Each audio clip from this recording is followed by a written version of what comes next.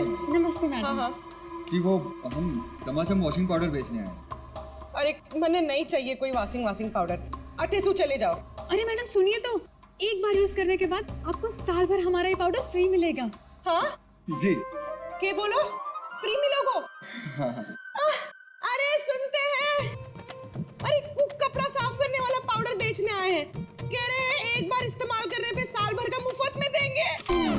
क्या बोली? हाँ। मुफ्त में देंगे? अरे तो छोड़ क्यों आई? ले आओ उनको। अरे भाई अंदर आओ। अरे आजा। अंदर आओ, अंदर आओ।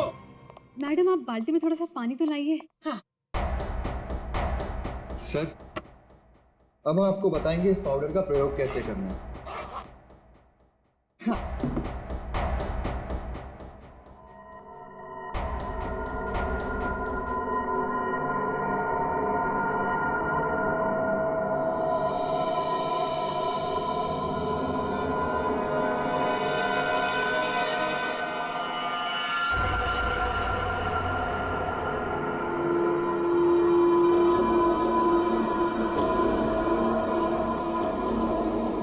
चलो जल्दी से सारे गहने अंगूठियां सब निकालो। जेवर, अंगूठी, कपड़े सब भाड़े के भाड़ा। हमारे पास तो पैसे भी नहीं है।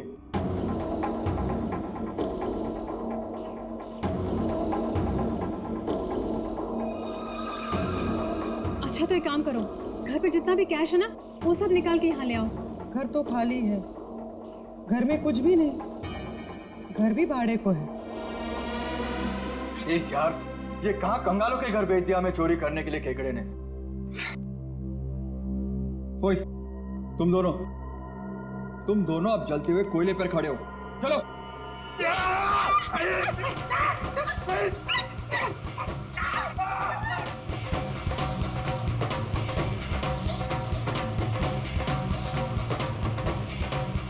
अच्छा ठीक है, अब तुम लोग चिड़िया बन गए।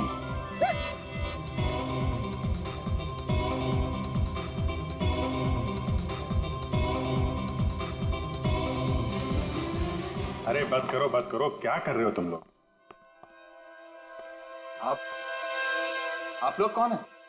घबराइए नहीं भाई साहब, हम तो सिर्फ ये पता करने आए थे कि वो 22 साल की चप्पल वाली लड़की कौन और वास फेंक के किसने मारा था। अभी सब क्लियर हो गया। और हम लोग हिप्नोटाइज हुए ही नहीं। पूछो क्यों? क्यों? क्योंकि हमने तुम्हारी आंखों में देखा ही नहीं। अरे कहाँ भाग रहे? इतनी जल्दी भी क्या है? खून किया तुम लोगों ने, अब तुम दोनों की धुलाई होगी, वो भी इस चमाचम पाउडर से।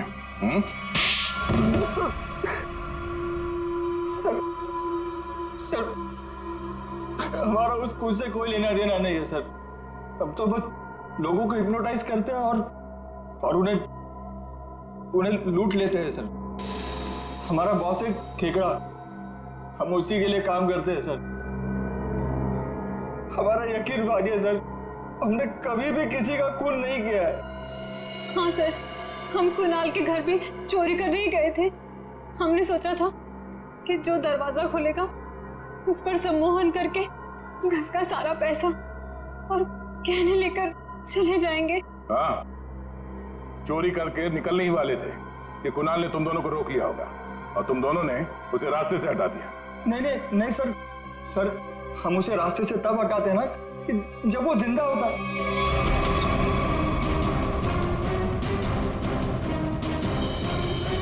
सर वो तो पहले ही मर चुका था।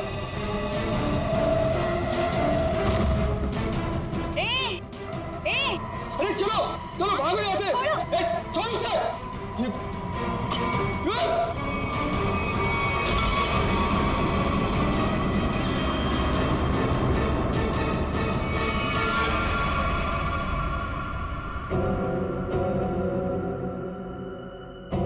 अगर उसे इन दोनों ने नहीं मारा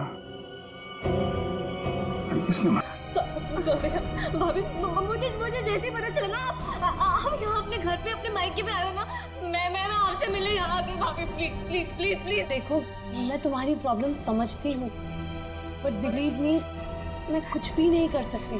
अगर तुम्हारे भैया को पता चल गया कि मैंने तुमसे बात की है या फिर तुम यहाँ मुझसे मेरे मायके में मिलने आई हो, रचना, वो मुझसे बहुत नाराज हो जाएंगे। भाभी प्लीज प्लीज, भाभी आप तो मुझे समझो भाभी प्लीज, मेरी थोड़ी सी तो बात समझो भाभी प्लीज। नहीं, भैया को नहीं। हेलो अमृता, कैसी हो? मैं ठीक हूँ, आप कैसे हैं? मैं भी ठीक हूँ। अच्छा अमृता, वहाँ पर रचना आई है क्या? रचना? नहीं तो, रचना तो यहाँ पर नहीं आई। अगर रचना है तो उसे पैसे मत देना और वहाँ से भेज देना। जी, बाय। प्लीज भाभी प्लीज भाभी प्लीज। देखो, I'm so sorry। देखो, मैं तुम्हारी कोई मदद नहीं कर पाऊंगी। आज मैंने तुम्हारे भैया को झूठ बोला है, बार बार नहीं बोल सकती रचना। प्लीज यहाँ से जाओ, प्लीज भाभी, प्लीज चली जाओ रचना, प्लीज माफ कर दो मुझे। हाँ, आपकी कोई गलती नहीं भाभी। मैं चली जाऊंगी, चली जाऊंगी।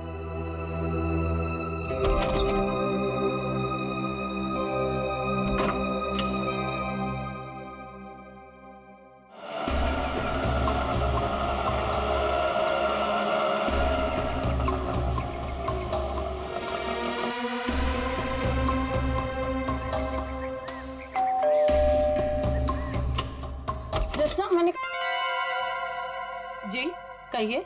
नमस्ते मैडम। नमस्ते। मैम, असल में हम एक सर्वे कर रहे हैं। आपने जिस कंपनी का टीवी लिया है ना, बस उसके बारे में हम कुछ आसान से सवाल पूछेंगे और आपको उसके जवाब देंगे। लेकिन मुझे और हाँ मैडम, अगर आप अपनी टीवी के परफॉर्मेंस से खुश नहीं हैं, तो बदले में हम आपकी टीवी अपने कंपनी की न्यू टीवी के साथ रिप्लेस कर देंगे। जी बिल्कुल सही कह रही है ये। आप बैठे ना यहाँ पर, प्लीज प्लीज आइए ना, बस 2 मिनट दीजिए। लेकिन मैं आपको मेरी समझाता बात तो सुनिए। आप- अरे आप बैठिए लेकिन- प्लीज। देखिए, मैं बताता हूँ, ये हमारी कंपनी के लेटेस्ट मॉडल्स। आप इसमें से कोई भी मॉडल सिलेक्ट कर 1 सकते सेकेंड, मुझे आपकी कंपनी का टीवी नहीं चाहिए। Is that clear?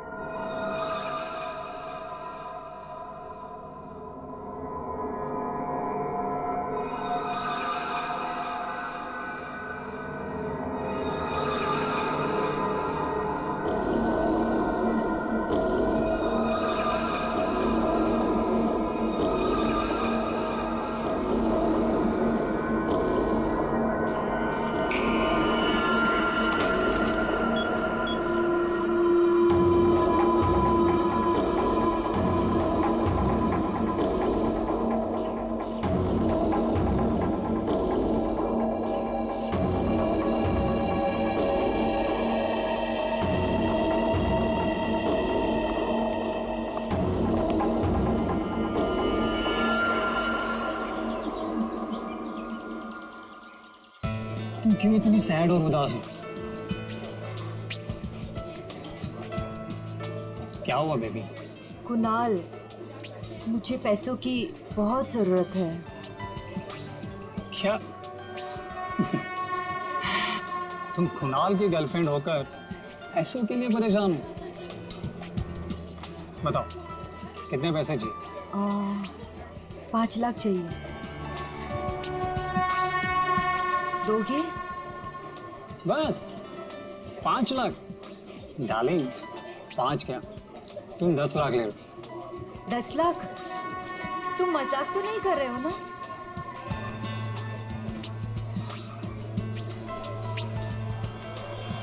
ये लो, कल घर आ जाना।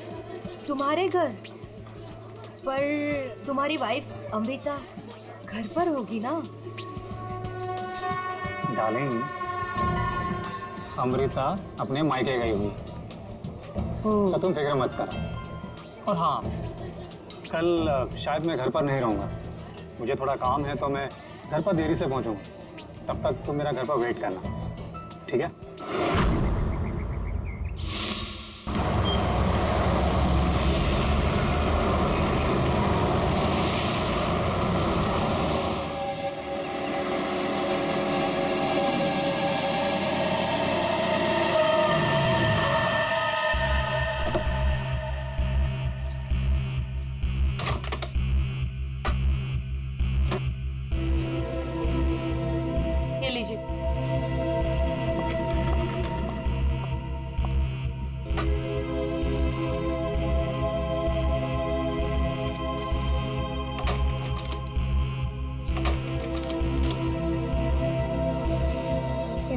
क्यों नहीं खुल रहा?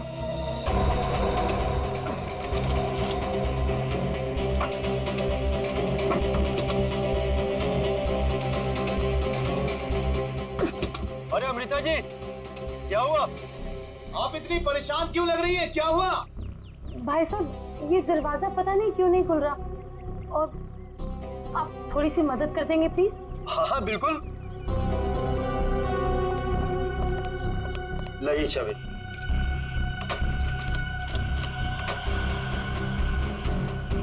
एक मिनट मैं ट्राई करता हूँ।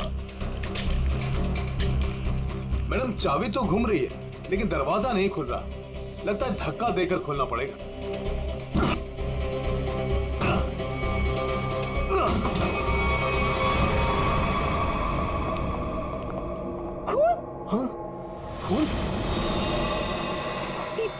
सारा सामान भी बिखरा हुआ है।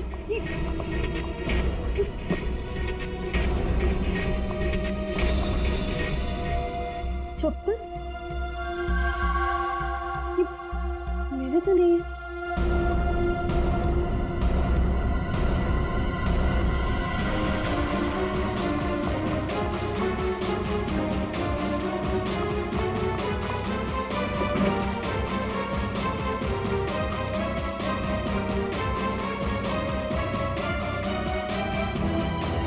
चोरी हो गई मेरे घर में। मेरे लॉकर से सारी जूलरी, सारे पैसे, सब कुछ ले गए।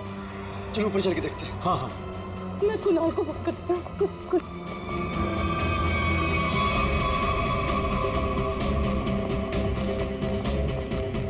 कुणाल का नंबर क्यों नहीं लगा?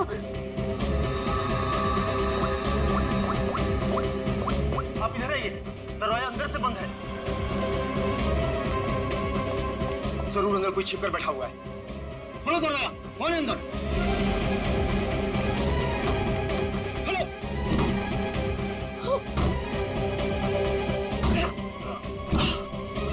दरवाजा खोलो।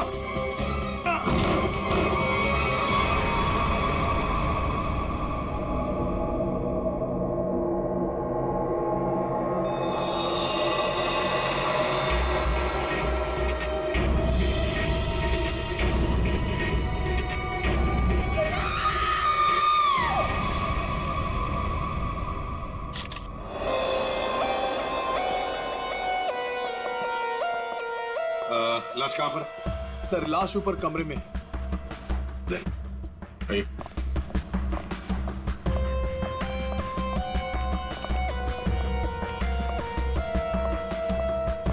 आपके घर का सीसीटीवी और रिकॉर्डर मिसिंग है। गेट से वॉचमैन गायब है। नौकर है आपके घर में? जी नौकर था, लेकिन कुणाल ने उसे निकाल दिया। वॉचमैन पता नहीं कहाँ है, क्योंकि मैं एक हफ्ते के बाद आज ही घर आई हूँ और मैंने ये सब देखा। मेरा कुणाल। ये आप लोगों ने कब देखा? सुबह जब अमृता जी आई तो ये दरवाजा नहीं खुल रहा था। क्यों? दरवाजा क्यों नहीं खुल रहा था? दरवाजा थोड़ा जाम हो गया था तो हमने धक्का मार कर खोला। तो मतलब कुणाल घर में अकेला था? हाँ?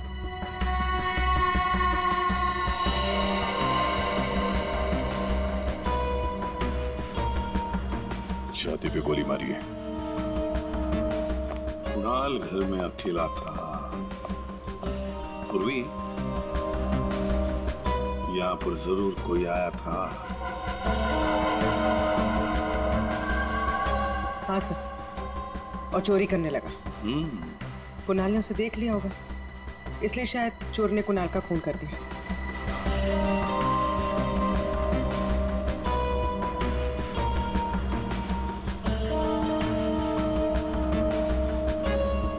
अमृता जी, ये चप्पल किसकी है?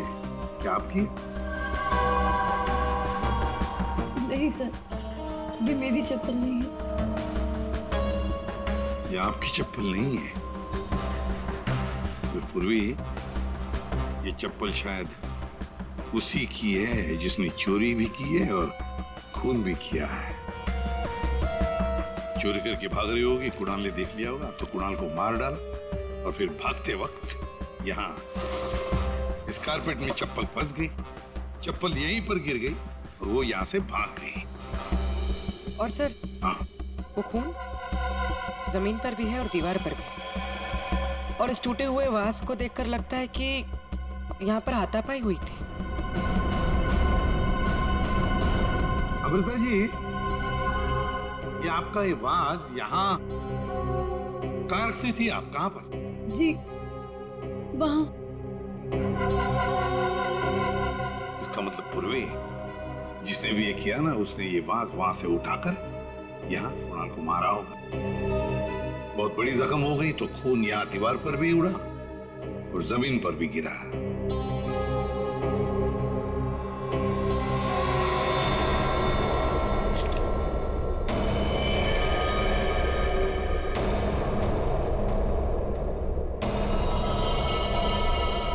इसके हाथों पे खरोच के निशान है, हाथापाई हुई है।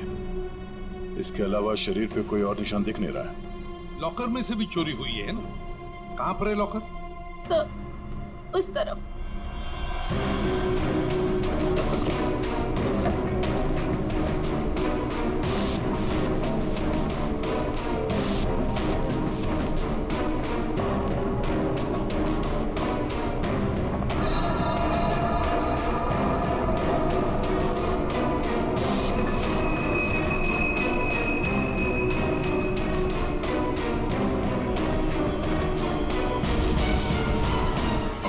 सर, लाश को फॉरेंसिक लैब भेजने का इंतजाम करो।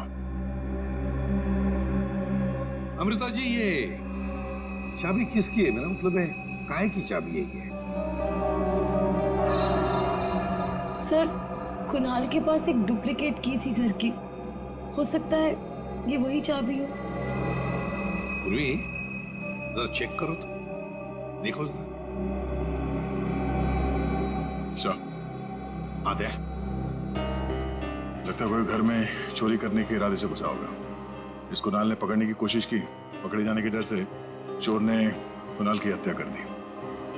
लगता तो वैसे ही है दया, बिल्कुल वैसे ही लगता है। सब ये चाबी मेन डोर की है।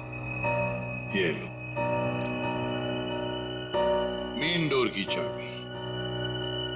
दया, वजह की बात ये है कि यहाँ इस कमरे में दीवार पर खून है और जमीन पर भी, और कुणाल की लाश ऊपर वाले बेडरूम में। कुणाल की मेन डोर की चाबी हमें यहाँ इस सोफे के नीचे फंसी हुई मिलती है।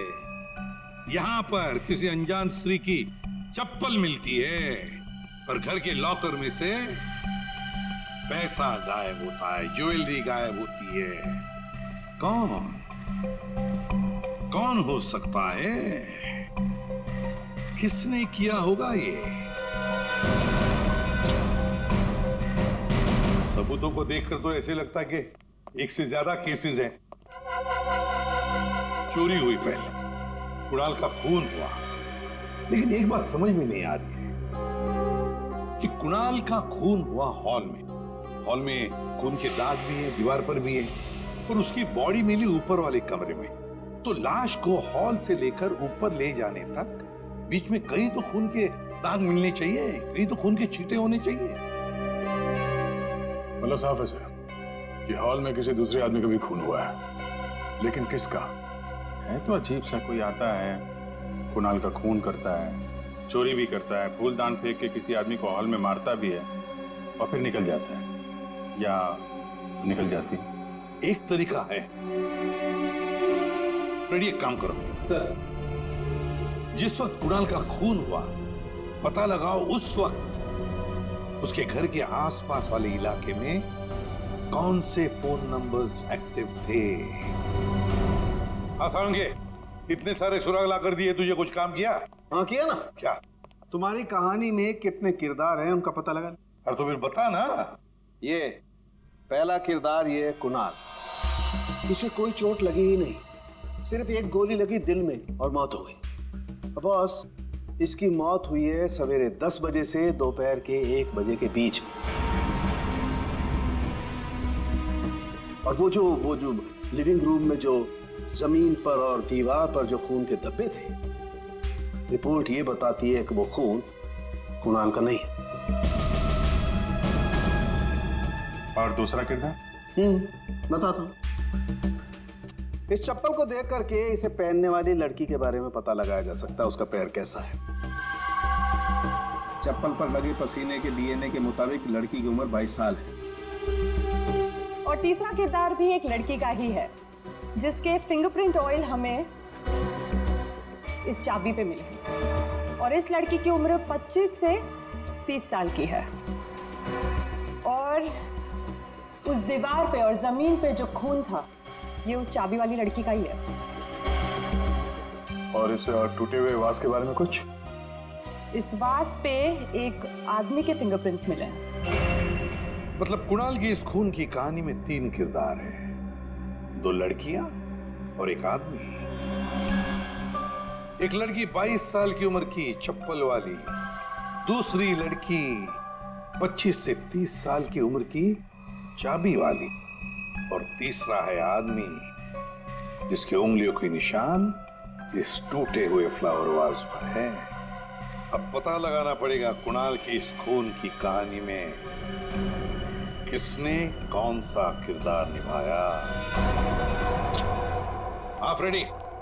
कुछ पता चला? हाँ सर, उस दिन बी ब्लॉक कुमार लेन में कितने सेलफोन एक्टिव थे उसकी डिटेल हम लोग देख सकते हैं। ये देखो कुणाल का फोन नंबर। रात के 2 बजे से लेकर दिन के 2 बजे तक कुणाल की जब बॉडी मिली तब तक ये फोन एक्टिव था उस इलाके में। कुणाल के घर के करीब 3 किलोमीटर के दायरे में 50 फोन एक्टिव थे सर। सर इन 50 एक्टिव नंबर को कुणाल के कॉन्टैक्ट लिस्ट से मैच करके देखते हैं, पता चल जाएगा। हाँ पूर्वी देखो जरा।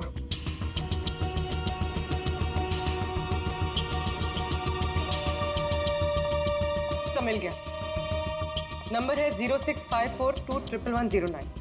इसका नाम शाइना है। शाइना? तो मतलब ये शाइना वहां पर थी जब कुणाल का खून हुआ। है कौन ये शाइना और वहां क्या करने गई थी? खून या चोरी? दर्द हो रहा है, बहुत दर्द हो रहा है। आप लोग? हम लोग सीआईडी से हैं। सीआईडी? क्या हुआ? कुणाल का खून हो गया। कुणाल? आपको तो पता ही होगा, आप उसी के साथ थी ना? कुणाल का खून हो गया? जी हाँ, और ये चोट भी आपको कुणाल के घर पे ही लगी है ना, फ्लावर वाज से? जी सर, उसने मुझे अपने घर पे बुलाया। मैं वेट कर रही थी पर वो आया नहीं और कुछ देर बाद अचानक से बेल बजी और 2 लोग अंदर आ गए। नमस्ते मैडम। जी नमस्ते, आप लोग कौन? जी हम ओल्ड एज होम से आए हैं, उनके लिए चंदा इकट्ठा करते हैं। जी हम चंदा अंदा नहीं देते हैं, आप लोग प्लीज जाइए यहाँ से। मैडम एक मिनट हमारी बात तो सुनिए। ठीक है आप चंदा मत दीजिएगा, लेकिन हम जो आपसे कहना चाहते हैं आप वो तो सुन लीजिए। प्लीज बैठिए ना, मैं बताती हूँ आपको। बैठिए। चंदा मांगने के अलावा और क्या बात करनी है आपको? देखिए मैडम, हमें आपसे कोई चंदा नहीं चाहिए, हम बस हमारी बात आप तक पहुंचाना चाहते हैं।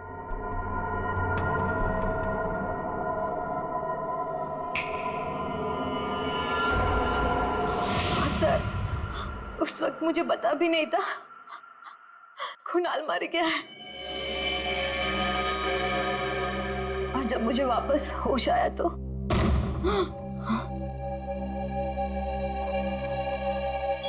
मैंने देखा वो लड़की लॉकर में कोट डालकर। ये क्या कर रहे हो तुम? अरे चलो चलो भागो यहाँ से। छोड़ो, छोड़ो इसे, छोड़ो।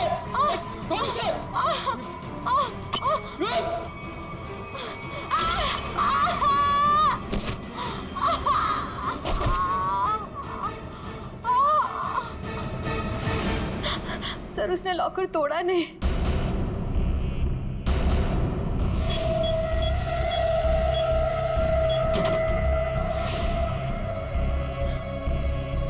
मतलब कुणाल के घर के किसी आदमी ने ये चोरी करवाई है। कुणाल की बीवी के बारे में क्या जानते हैं आप? क्या?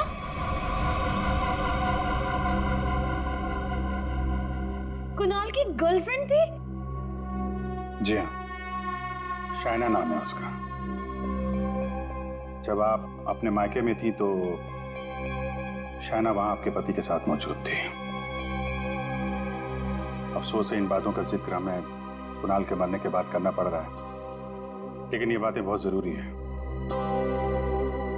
क्योंकि जब कुणाल का खून हुआ और घर में चोरी हुई तो शाइना वहां मौजूद थी और उसने उन दोनों चोरों को देखा है। वो चोर कौन थे वो तो अभी तक पता नहीं चला। शाइना को उन लोगों ने हिप्नोटाइज करके, सम्मोहित करके चोरी की है। तो देखा ना? ये है वो दो।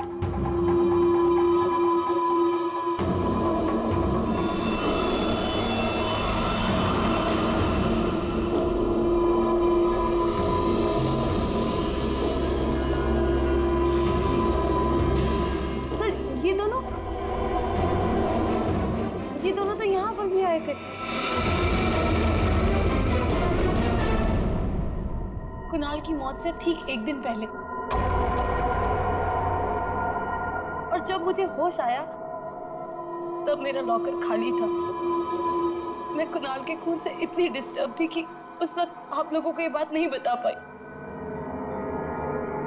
लेकिन सर, ये दोनों वहां कैसे पहुंचे? आपके घर के सारे लॉकर्स कोड डाल के खोले गए।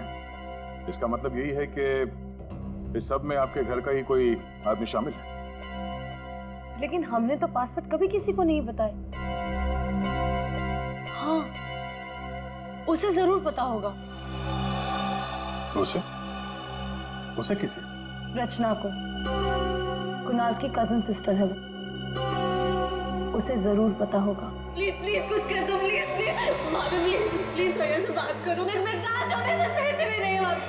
रचना हमारे साथ रहती थी, लेकिन 1 महीना पहले कुणाल ने उसे घर से बाहर निकाल दिया था। घर से निकाल दिया? क्यों? क्योंकि उसे नशे की बुरी लत लग गई थी और कुणाल को ये सब बिल्कुल पसंद नहीं था, इसीलिए। मिलना पड़ेगा इस रचना से। आप जरा रचना की कोई फोटो दीजिए और फोन नंबर भी। बाहर लोगों ने ये बताया कि रचना यहाँ पे अक्सर आती रहती है और उसका मोबाइल का लोकेशन भी यहीं पे बता रहा है।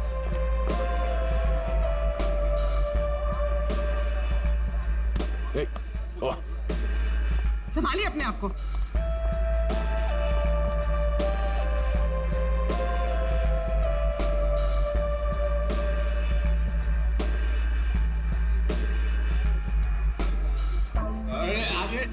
जाने दो उधर।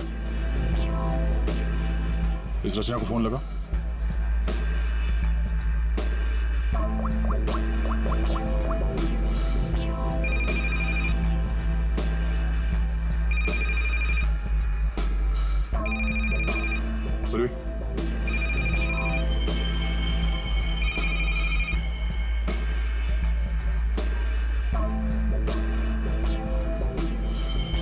रचना, रचना। सर, इसको देख के लगता नहीं है जो हम बोलेंगे वो सुन पाएगी, समझ भी पाएगी। अलग ही दुनिया में लग रही है। रचना उठो। रचना, क्यों डिस्टर्ब कर रहे हो? मैं पहले से इतने डिस्टर्ब हूँ, तुम भी आगे डिस्टर्ब करने। तुमको पता है ना मेरे पास पैसे हैं और ना ही मेरे पास घर है। एक बॉयफ्रेंड था मेरा, वो भी छोड़ के चला गया मुझको। लव लाइफ तो ना एकदम 0 हो गई है मेरी। कौन करेगा मुझसे शादी? हाँ, आप हमारे साथ चलिए, आपकी प्रॉब्लम भी सुनेंगे और सॉल्व भी करेंगे। आइए, उठिए।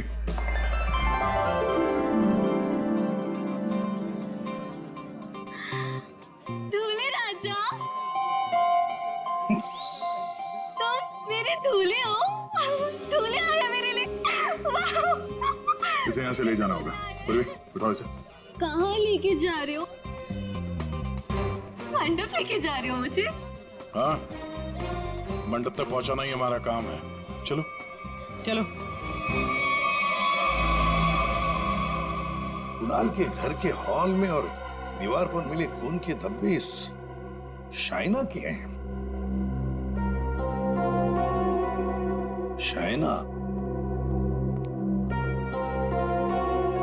इंजेक्शन दे दिया है, धीरे धीरे नशे का असर उतर जाएगा। Okay, thank you.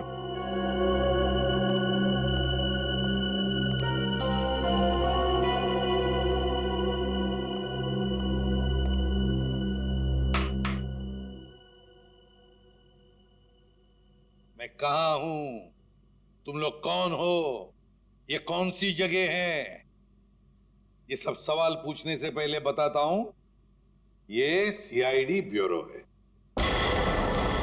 लेकिन आप लोग मुझे यहाँ क्यों लेके आए हैं? आपके ऊपर इल्जाम है कि आपने अपने भाई कुणाल के घर पे चोरी की है और अपनी भाभी अमृता के घर में भी, और आपके साथ 2 लोग और भी हैं।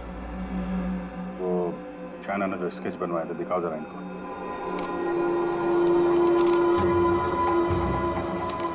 ये है वो दोनों, और जैसा हमें लगता है कि ये लोग हिप्नोटाइज करके लोगों को लूटते हैं और आप इनसे मिली हुई हैं। नहीं सर, मैंने कोई चोरी नहीं की है सर। तो फिर आपके भाई कुणाल के घर के लॉकर का कोड इन्हें कैसे मालूम था? आप इस घर की मेंबर हैं। कुणाल और अमृता के अलावा सिर्फ आप हैं जिसे इस कोड के बारे में मालूम है। एक और आदमी था जिसे इस बारे में पता था। कौन? केकड़ा नाम है उसका। केकड़ा? ये क्या चीज है? मतलब कौन है ये? सर, केकड़ा ड्रग सप्लाई करता है। मैं भी ड्रग्स उसी से ही लेती हूँ। केकड़ा का मुझ पे बहुत कर्जा था। नशे की हालत में उसने मुझसे लॉकर का कोड पूछ लिया। और ये दोनों? सर, ये दोनों केकड़ा के गैंग के मेंबर्स हैं और लोगों को हिप्नोटाइज करके उनके घरों में चोरी करते हैं। केकड़ा कहाँ मिलेगा? माफ करना भाई, बिना अपॉइंटमेंट के सीआईडी तुमसे मिलने चली आई। सीआईडी? लेकिन मैंने तो कुछ नहीं किया। केकड़ा, ये दोनों तुम्हारे लिए काम करते हैं। तुमने इन दोनों को अमृता के घर भेजा था। ये लोग लोगों को हिप्नोटाइज करते हैं। कभी कभी धंधा बड़ा डाउन होता है ना, तो अब लोगों को बेवकूफ बना के पैसा कमाते हैं। ये दोनों मेरे ही गैंग के, सोहन और रिंकी इनका नाम है, और रचना ने मुझे कुणाल के लॉकर का कोड बताया था। और तुमने इन दोनों से खून भी करवाया कुणाल का? हाँ? खून? कुणाल का खून? मैंने नहीं किया। मुझे इस बारे में कुछ भी नहीं मालूम। मैंने तो सिर्फ चोरी करने के लिए भेजा था। कुणाल के घर से चोरी किया हुआ सारा माल मुझे देकर उन लोग चले गए। लेकिन अब कभी चोरी नहीं करेंगे। नहीं करेंगे? नहीं करेंगे। अबे करेंगे। चोरी करवानी है, उनको फोन करो और बोलो एक चोरी और करनी है, समझे? और कहां चोरी करनी है वो हम बताएंगे। देखिए मैम, हम एक खून की तहकीकात कर रहे हैं। उसमें कुछ लोगों को सम्मोहित करके उनके पैसे और जेवर चुराए गए हैं। जी, आप एक हिप्नोटिस्ट हैं, इसलिए हमें आपकी मदद चाहिए। हाँ, ताकि उन्हें पकड़ते वक्त हम हिप्नोटाइज ना हो जाए। सम्मोहन विद्या का प्रयोग करने के लिए ज्यादातर आंखों का प्रयोग किया जाता है, जिससे कि वो हिप्नोटाइज और सम्मोहित कर सके। अगर आप लोगों को इन चोरों से बचना है तो खुद को ये विश्वास दिलाना होगा कि हमें कुछ भी नहीं हो सकता, क्योंकि जब तक आप खुद नहीं चाहेंगे आप लोगों को कोई भी सम्मोहित नहीं कर सकता। जब आपको ये आभास हो जाए कि कोई आपको सम्मोहित करना चाहता है तो खुद से कहिए कि मैं एकदम ठीक हूँ, मुझे कुछ भी नहीं हो सकता, आई एम ऑल राइट। बस फिर आपको कोई भी सम्मोहित या हिप्नोटाइज नहीं कर सकता। अच्छा, तो ये तरीका है सोहन और रिंकी के सम्मोहन से बचने का।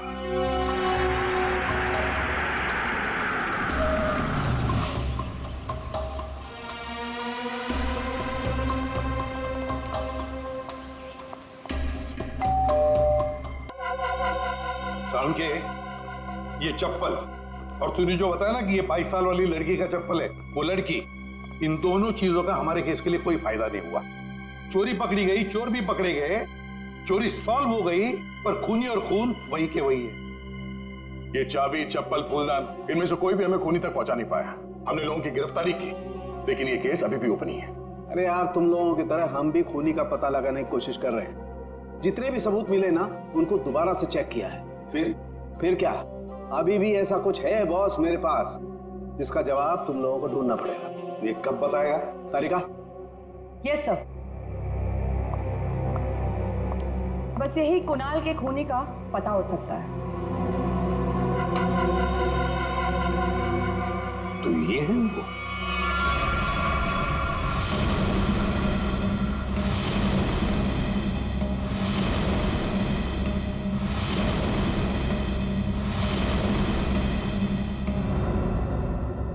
रिंकी और सोहन और रिंकी, तुम तो कह रहे थे कि तुम्हारे पास कोई गन ही नहीं, पर हम तुम्हारी बातों पर कैसे यकीन करें? तुम्हें तो किसी ने देखा भी नहीं। क्यों?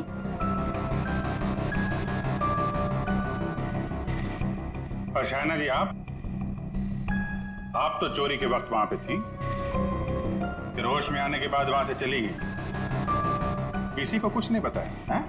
सर, मैं कुणाल की गर्लफ्रेंड थी और मुझे अपनी इज्जत बचानी थी, और उसकी बीवी कभी भी आ सकती थी। और तुम? खेकड़ा, चोरी, लूट, नशे का धंधा, इतना बड़ा बिजनेस करते हो, गन तो रखते ही होंगे। हाँ? ये ऐसा तो नहीं कि कुणाल को तुमने ही मार दी? इस सोहन और रिंकी को कुणाल से बचाने के चक्कर में गोली चला दी, क्यों? सर, मेरा यकीन कीजिए, मैं चोरी लूटमार करवा सकता हूँ, लेकिन किसी का खून नहीं करवा सकता। और जो वक्त आपने बताया कि खून हुआ था, उस वक्त मैं सैलून में गया था बाल कटवाने।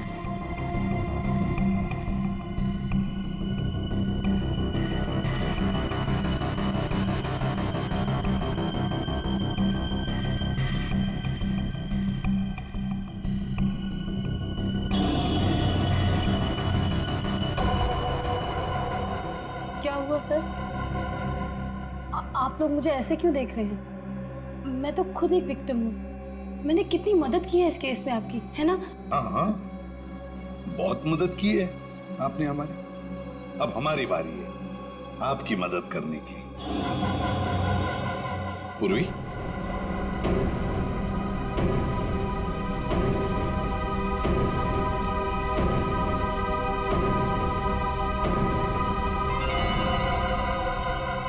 सुराग की सच्चाई छुपाई नहीं जा सकती।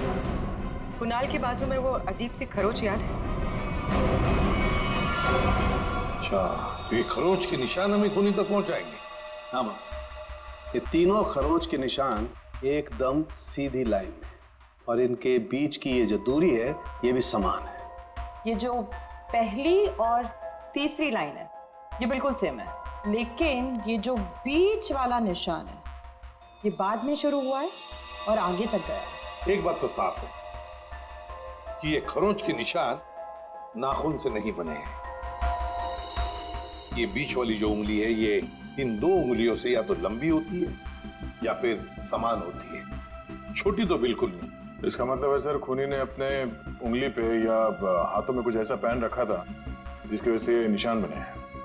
यानी उंगली में कुछ ऐसी चीज पहनी हुई थी जो घुमा दी जाए तो वो हथेली के अंदर आ सकती है।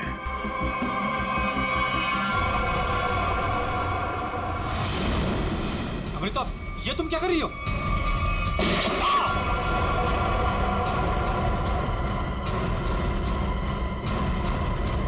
ये तुमने